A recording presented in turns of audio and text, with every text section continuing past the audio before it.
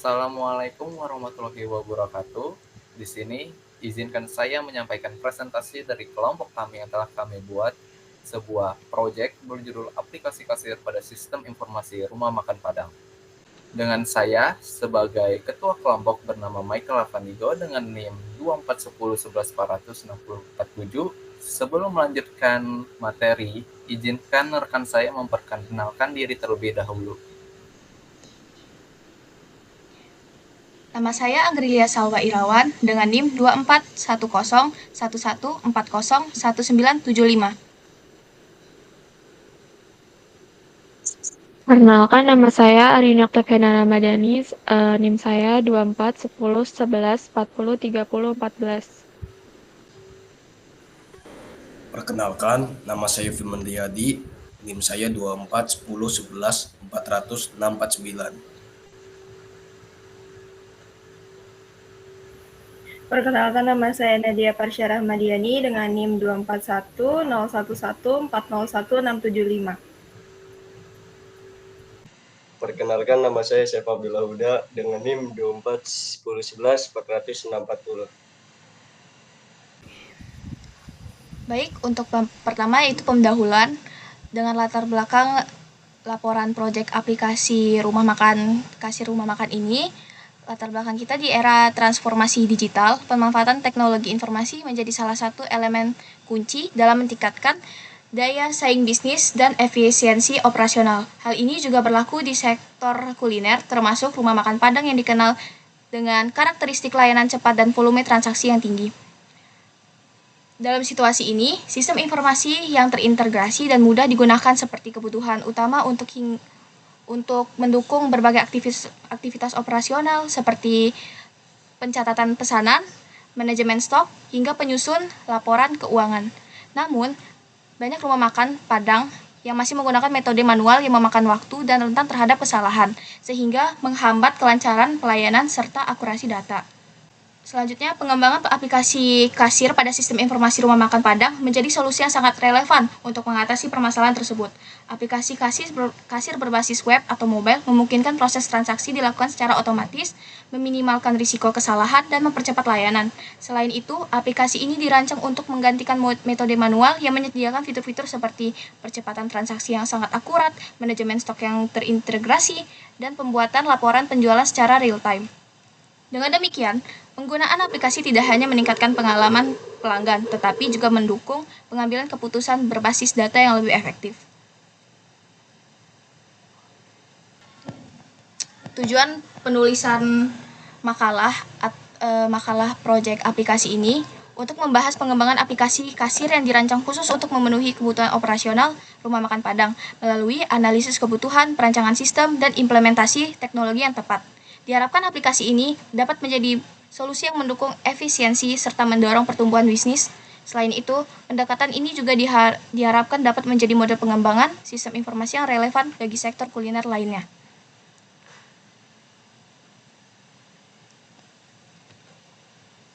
Ya, selanjutnya di sini saya akan menjelaskan tentang tinjauan pustaka. Yang pertama itu ada pengertian informasi. Nah, pengertian informasi ini merupakan kumpulan data yang bersifat sementara dan bergantung pada konteks waktu. Informasi memiliki kemampuan untuk memberikan kejutan atau dampak yang tidak terduga bagi penerimanya. Nah, tingkat intensitas serta durasi dari kejutan tersebut itu dikenal sebagai nilai informasi. Sebuah informasi dianggap memiliki nilai apabila data yang terkandung di dalamnya bersifat terkini, lengkap, dan relevan. Sebaliknya, informasi yang berbasis pada data yang tidak lengkap atau sudah usang cenderung memiliki nilai yang lebih rendah. Selanjutnya itu ada pengertian aplikasi. Nah, menurut Jugianto, aplikasi adalah penggunaan komputer melalui kumpulan instruksi atau penyataan yang dirancang secara sistematis agar komputer dapat memproses data input menjadi output. Nah, selanjutnya itu ada pengertian dari kasir. Nah, kasir adalah bagian dari layanan yang disediakan oleh produsen sebagai konsumen, baik dalam bentuk produk maupun jasa. Dalam sebuah usaha, kualitas pelayanan yang diberikan menjadi aspek yang sangat penting. Konsumen akan merasa puas apabila pelayanan yang diterima berkualitas dan memenuhi harapan mereka. Selanjutnya, kita akan masuk ke dalam flowchart dashboard dan program Python yang akan dijalankan. Project dashboard ini menjelaskan alur proses dari sistem pemesanan makanan atau layanan restoran yang melibatkan beberapa pilihan. Proses dimulai dari titik awal yang ditandai dengan start. Setelah itu, pengguna diminta untuk memilih salah satu dari 5 opsi yang tersedia melalui memasukkan pilihan. Pilihan pertama adalah register, di mana pengguna dapat mendaftarkan diri dengan memasukkan informasi seperti alamat, nama, dan nomor telepon handphone. Pilihan kedua adalah menu makanan dan harga, yang memungkinkan pengguna untuk mengakses menu makanan dan harga, serta menambah, menghapus, dan melihat ataupun mengedit menu. Opsi ketiga adalah jasa kirim, di mana pengguna dapat memilih layanan pengiriman makanan. Pilihan keempat adalah metode pembayaran, yang menawarkan berbagai metode pembayaran seperti cash on delivery atau COD, e-wallet, atau transfer bar. Pilihan terakhir adalah take away atau dine-in, di mana pengguna dapat memilih antara mengambil makanan untuk dibawa pulang atau makanan di tempat. Setelah pengguna memilih salah satu opsi tersebut, mereka akan kembali ke pilihan masukan. Di sini ada kode program Python-nya.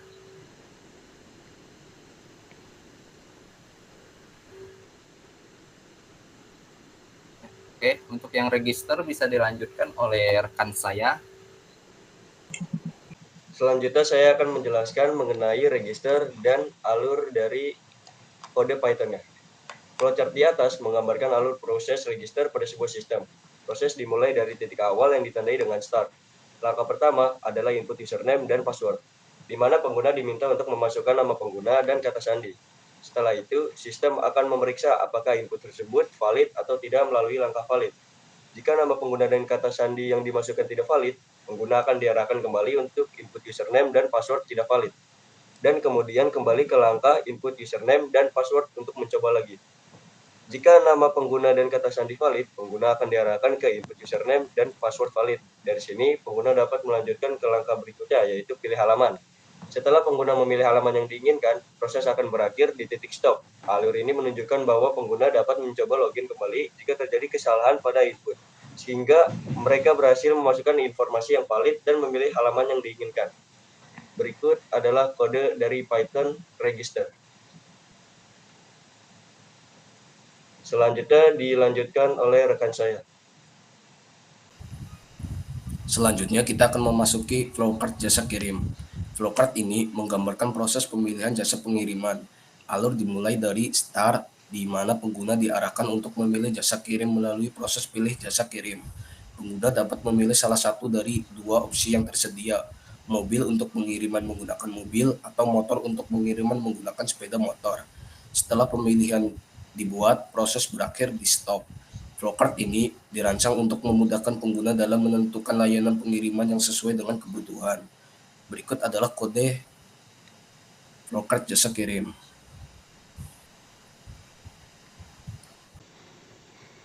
Selanjutnya ada flowchart menu. Flowchart menu ini untuk menjelaskan alur pemesanan makanan. Proses dimulai dari start, di mana pengguna diminta untuk input pilih menu. Setelah itu, sistem menampilkan daftar menu beserta harga seperti rendang, ayam gulai, ikan bakar, perkedel, dan dendeng. Setelah pengguna memilih, data pesanan akan tersimpan di database yang ditunjukkan dengan proses data yang tersimpan di database. Proses berakhir di stop. Alur ini memudahkan pengguna untuk memilih dan menyimpan pesanan dengan mudah.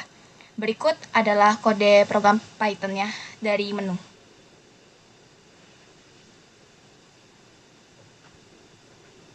Untuk pembayaran, saya serahkan kepada rekan saya. Selanjutnya sini saya akan menjelaskan flowchart pembayaran. Nah, flowchart ini menjelaskan langkah-langkah pemilihan metode pembayaran. Proses dimulai dari start, dilanjutkan dengan memilih salah satu metode pembayaran pada proses, yaitu pilih metode pembayaran.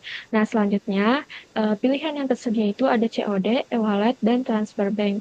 Setelah pengguna memilih metode pembayarannya, alur itu akan berakhir di stop. Nah, flowchart ini dapat mempermudah kepada pengguna dalam menentukan metode pembayaran. Berikut ini adalah kode pemrograman Python-nya. Selanjutnya akan dilanjut oleh rekan saya.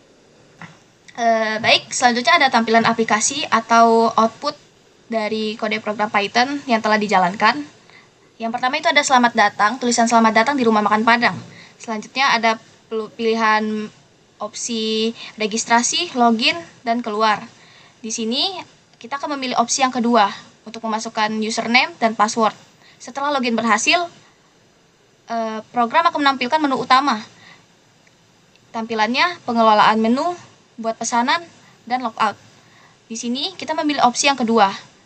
Setelah memilih opsi yang kedua, daftar menu tersebut akan menampilkan menu-menu yang tersedia atau ditampilkan pada program.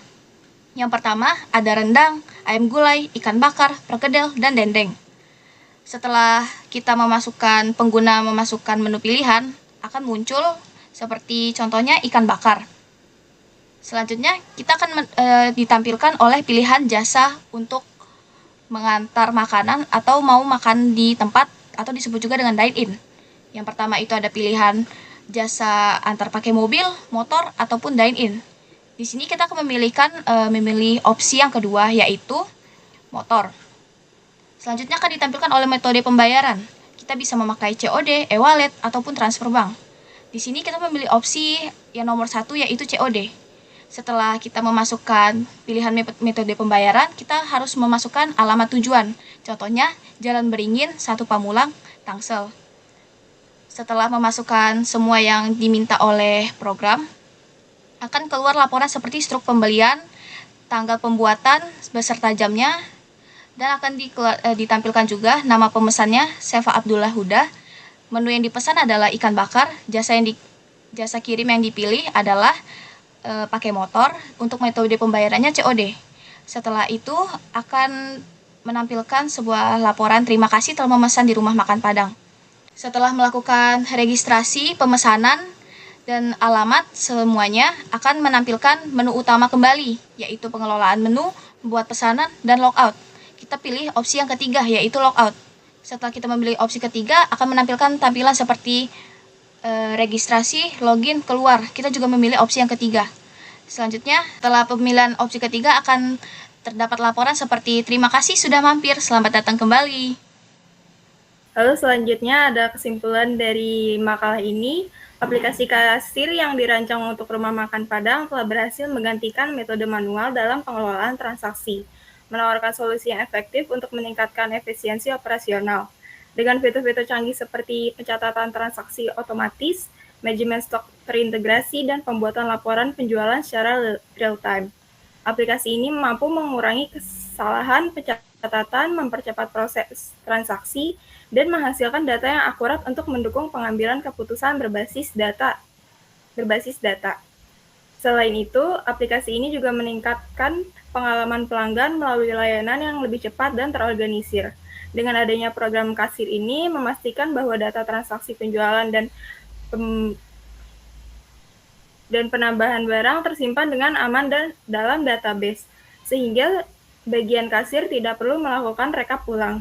Hal ini memudahkan proses perhitungan bagi kasir saat melakukan transaksi penjualan, karena dengan adanya kemungkinan pengembangan lebih lanjut seperti integrasi dengan e-wallet dan peningkatan keamanan data.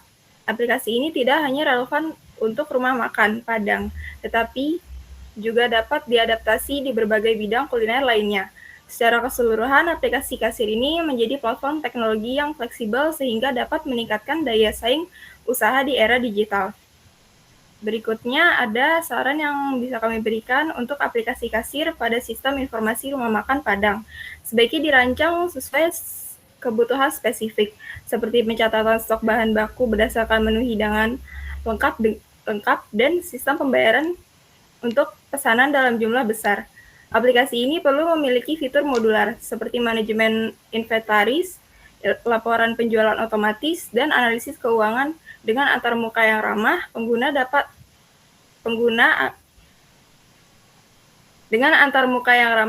agar mudah dioperasikan oleh karyawan. Integrasi pembayaran digital seperti QR Code dan e-wallet juga penting untuk mengikuti tren non-tunai. Selain itu, pelatihan bagi karyawan perlu dilakukan agar aplikasi dapat dimanfaatkan secara optimal. Evaluasi dan pembaruan sistem secara berkala diperlukan untuk menjaga relevansi aplikasi dengan kebutuhan bisnis.